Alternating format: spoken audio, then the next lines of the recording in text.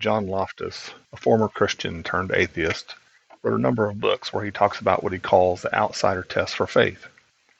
As I understand it, he suggests that people should subject their own faith to the same kind of scrutiny that they would subject other belief systems to before they would adopt the belief system of some other group.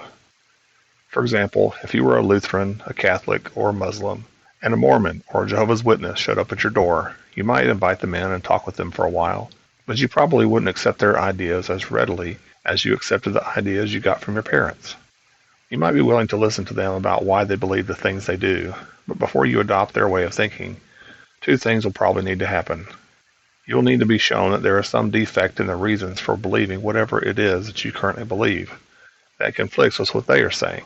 And you'll need to be shown compelling reasons why you should not only give up your current beliefs, but also that you should accept what they think about the same subject. As I read his argument for taking this approach in his book, Why I Became an Atheist, I found that most of his argument is actually very compelling. He makes a strong case that most of the time people inherit their beliefs uncritically, and that therefore lots of people end up embracing lots of bad ideas, many of which may complicate their lives or cause them problems for no good reason. However, I see one major problem with the specific approach that he recommends. His idea for subjecting your own current view to a high level of scrutiny is great, but he buries a new presupposition about the level of proof you should demand before believing in one or more gods that is, in my opinion, unreasonable given the circumstances we are in. In episode 19, I made the case that every worldview fits into one of 5 categories pertaining to the origin of the universe relative to God or gods. So far, no one has disputed that claim, so if you know of another category, please let me know. The categories are atheism, 0 gods, monotheism, 1 god, polytheism, more than 1 god, pantheism, everything is God, and virtual reality, where the universe as we know it is a virtual reality created by one or more someones and a base reality that we have no information about. In that episode, I proposed that if considered in isolation, every category of worldview would seem fantastical, including what I believe. After examining a lot of evidence and listening to the arguments of numerous people from each group that I could identify in preparation for episode 19, I found that positive, undeniable proof for any particular perspective does not appear to exist. I can't prove to anyone with undeniable scientific evidence that my view of the world is correct, but neither can anyone else prove that their own view is correct using the same kind of evidence. The reason I mention this now is to make the point that if you accept the premise that you should only embrace a view of the world that can be absolutely proven to be correct with scientific evidence, and so long as you continue with that presupposition, you'll forever be trapped in a place of agnosticism. In a real sense, agnosticism is only theoretically different from atheism because the implications for the way people should live is pretty much the same for both. In my opinion, the problems with atheism are much greater than the ones monotheism has. Plus, it has the built-in disadvantage of being on the dangerous side of Pascal's wager. Since no proof exists for any of the available options, I suggest a slightly modified version of the outsider's test for faith, in which you subject your own view to the same level of scrutiny you would subject any other view to, but instead of demanding absolute proof for any view, that instead you use a most likely to be true metric to evaluate the various truth claims, or maybe just ask the question, which explanation best explains the things we are the most sure about? When I took that approach, I found that whole categories of worldviews were pretty easy to rule out. Pantheism makes the least sense to me for a number of reasons. A first-person perspective of the world has consistently been my personal experience for as long as I can remember. In pantheism, a first-person perspective is an illusion because in pantheism, we are all part of God experiencing ourselves. The other people I've heard talk about their experience would describe it as a first-person account as well. If pantheism is true, that would mean that my entire experience and the experience of every other person I've ever heard describe their experience are all illusions.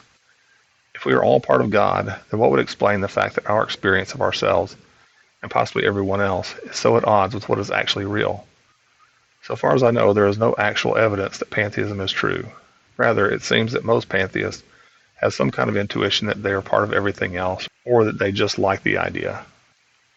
Actually, I find this idea of people just choosing a belief system because they liked it to be pretty prevalent in both pantheism and polytheism. I joined several polytheism Facebook groups to do research, and I was surprised over and over again by the people who would join a group and ask practical questions about how to engage with the gods. I repeatedly got the impression that they had made a decision to become a pagan and choose a particular god to worship arbitrarily. It was really strange. When I asked various polytheists questions about the origin of the gods, very few of them seemed to care about that at all. In most cases, they only seemed to care about the personal experiences they had with their gods. I had a conversation with a self-proclaimed witch. She described her experience with the gods as something that was very real for her. It is apparently the convincing nature of their personal encounters that persuade a lot of the polytheists to persist in their practices, regardless of how preposterous the origin stories of their gods may be. None that I encounter seem to be concerned that they might be engaging with evil fallen angels or demons. I don't deny that there is some reality to what they experience, but I don't think there's any reason to think that polytheism, as it is often imagined, with the gods having a spontaneous origin from pre-existing chaos, makes any sense. It's one thing to suggest a Big Bang and a very long, unguided process that eventually produces life. It's something very different to propose the spontaneous emergence of multiple gods from chaos. Atheism has its own set of problems, most of which have to do with the origin of the universe, the origin of life, evolution, and offering a reasonable explanation for the historical evidence we have for the resurrection of Jesus. Virtual reality is a very interesting idea, but it doesn't really answer any of the big questions. It merely pushes those questions into another supposed reality for which we have no evidence. So far as I know, there is no positive evidence that we are living in a virtualized world. So while it's an interesting theory, it isn't one that appeals to me very much. And for what I can tell, there's no potential benefit for embracing this idea, even if it is true. So I don't understand why anyone would gravitate to this option. That left me with monotheism, which is where I started. When I looked at the other major monotheistic religions, I found that none of them really made sense of the evidence that we have in the same way that Christianity does. For me, it isn't so much that I find any one piece of the evidence for Christianity to be overwhelming.